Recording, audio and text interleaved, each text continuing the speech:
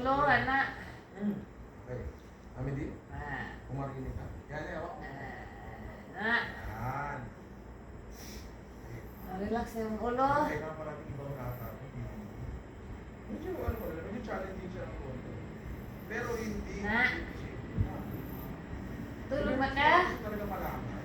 Kung talaga bang mas masarap. Natulog na siya.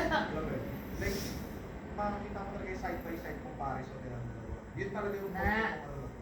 itong content na to. Plus, yung totoong timpla ng basic lechon sim.